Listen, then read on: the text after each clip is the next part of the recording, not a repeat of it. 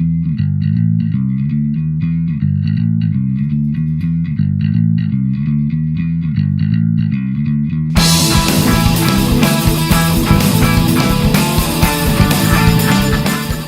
and welcome to the video in which I'm going to go through the process of assembling and painting this wonderful 3D printed dice tower from the Wonder Emporium. I only received it the other day and I'm so excited that I'm going to get straight into making this great bit of kit. So what I'll do is I'll point the camera down at the bench, we'll go through some of the vital statistics like the dimensions, etc., and then get stuck in with cleaning up the flash and gluing it together and getting it ready for painting. As you can see, this dice tower comes in 4 parts. We have the base, which has a nice courtyard effect for where the dice will tumble out into. We have 2 middle sections, which have their angled to tumble the dice. And we have the very fancy top section, which has some crenellations and a bit of old wood to represent where it's maybe been repaired, and that will go on the top. Now, there are some blemishes in this 3D print. When I received this, Nigel from the Wonder Emporium did tell me that he'd actually packed the wrong thing in the box, but I don't care. I'm very happy with it. I'll be able to show off some techniques for repairing. There's only one thing that really bothers me very much, and that's this little bubble here in this bottom crenellation around the courtyard.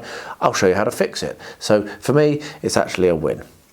It comes with a bit of flash, which I will need to repair and remove. But first of all, what I'm going to do is talk about the dimensions. Now, I've sat down quite badly because I don't actually have my ruler to hand. So I will grab a ruler and then be back and we'll talk about that. And like the professional that I am, here I am with a nice little metal ruler. So the dimensions are as follows. The base unit, the actual tower, is 8 centimetres square, 80 millimetres square, just over 3 inches. And in the same way, the little kind of courtyard bit is another 8 centimetres. So in total, it's going to be 16 centimetres by 8 centimetres.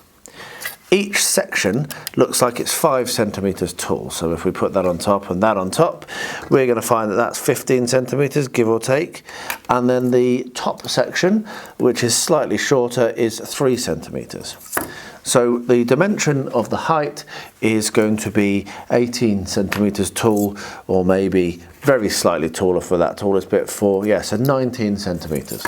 So you're looking at about 16 centimetres at the largest extent here, 8 centimetres across, and less than 20 centimetres tall. So it's quite compact, but that's not a bad thing. Okay, now that we've gone through the dimensions, what I'm going to do is start tidying and cleaning up the print.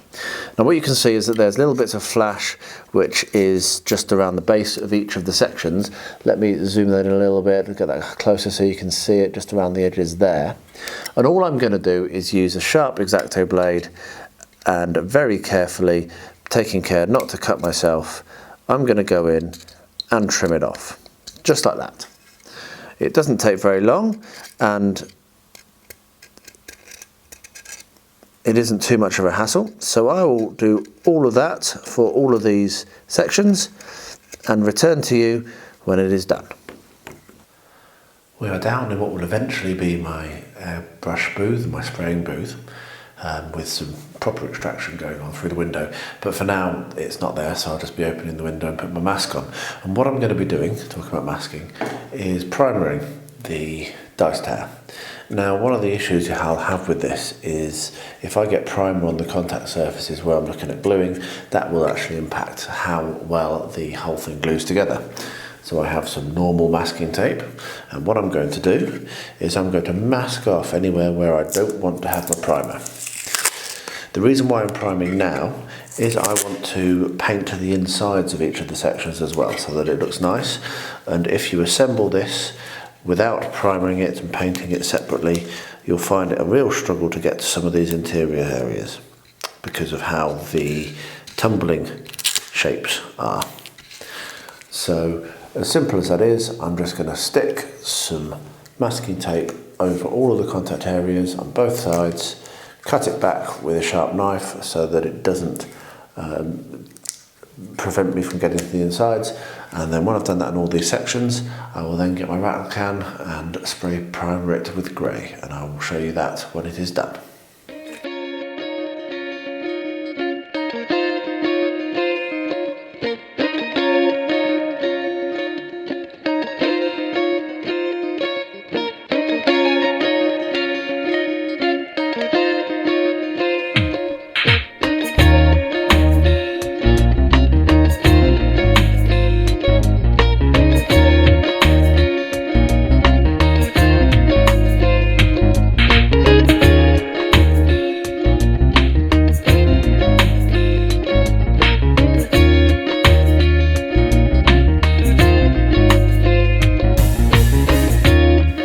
These have all been primed, as you can see, and are now ready for painting.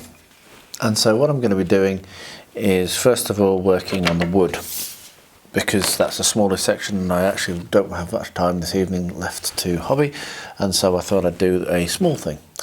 And so what we're going to do is we're going to work on the wood section. The wood section is here, and then some of these bits of wood as well. And I have Vallejo Panzer Aces old wood number 310, which I'm going to make use of. So we'll give that a good shake, and then I'm going to paint this on quite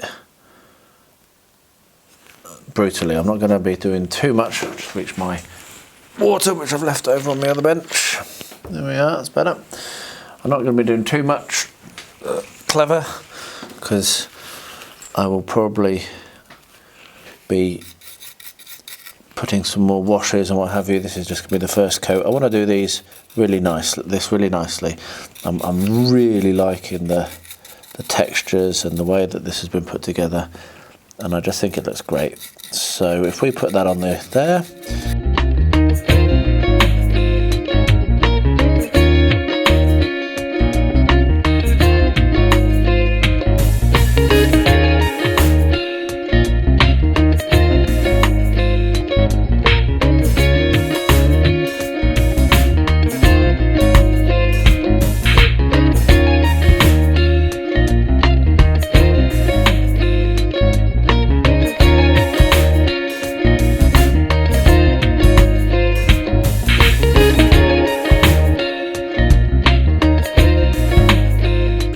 That was very quick, as you can see, but we've got a basic old wood base layer down on all the wood there, and I think that's the only wood that there is on this particular model. So what I'm going to do is have a look at the rest of it and pick out another colour, and I'll be back to do that.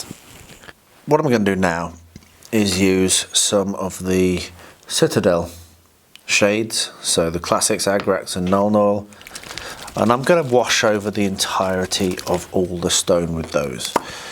This will give it a pre-shade, which I can then highlight up from, and it will also bring out all of the excellent textures that there are. So let's get that done.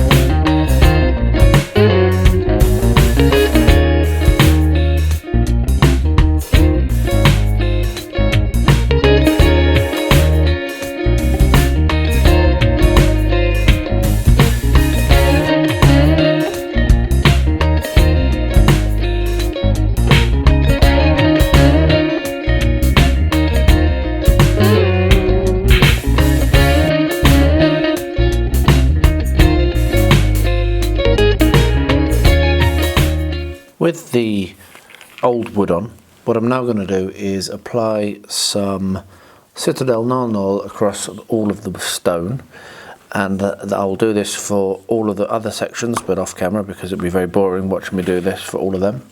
And what I'll also do is put some Agrax Earthshade onto the wood. So first of all, I'll pop some music on, and I will null the stone.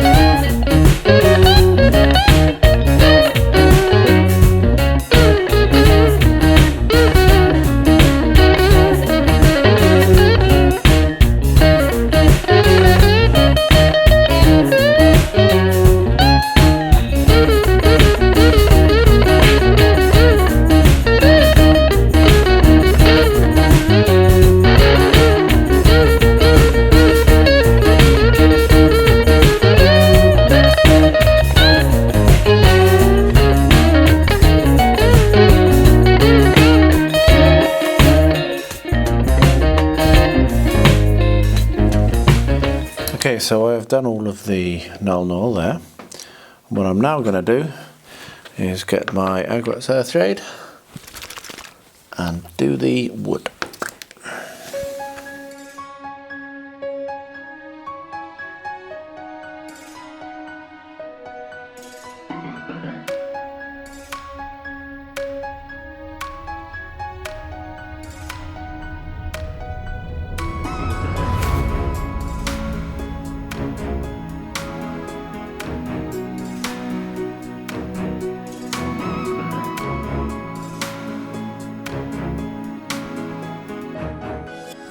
I remember the first time I ever used a wash, and it blew my mind, and it still blows my mind just what a difference it makes. So now I'm going to have to do that for all the other sections with the Agrax, not with the other Agrax, sorry, with the null oil, and I'll be back when I've done everything with the next stage.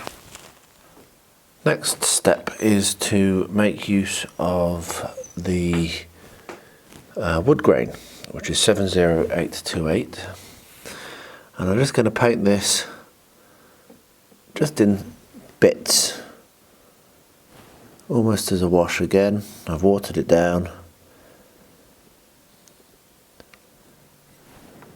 just over all of the wood, but just in bits, not all over the whole thing.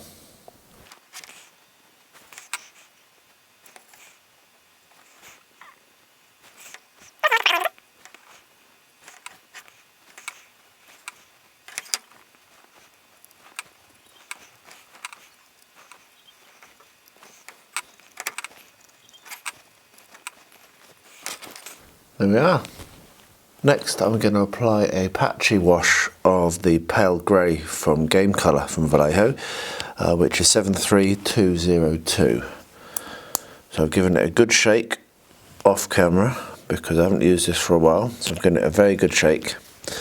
I'm just putting it onto my dining plate palette, and I'm going to, as I say, patch this in a patchy manner. So not on every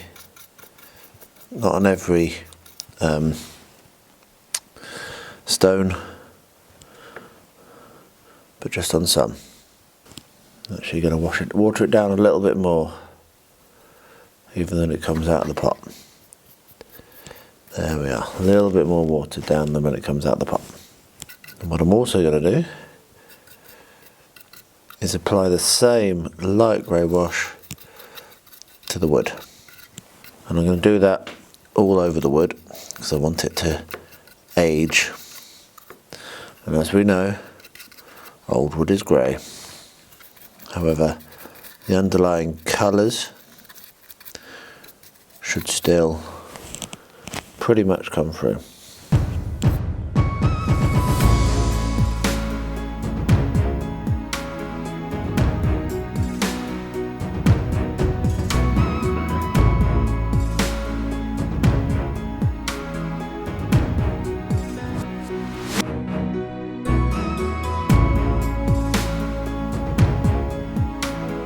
Okay, with that done, I'm now going to make use of the green wash, which is 73205 from the same manufacturer and the same brand. Give that a good shake. And again, I'm going to apply this in a patchy manner to the stones. And when I've done this, I'll do this to all of the rest of the building. This is going to be done more in streaks though, because what you're doing here is making highlights of where maybe there's old leaks, or do it in the cracks like so. It's a very quick technique. I really like painting in washes. I don't often get the chance to. I need to get back to doing this more.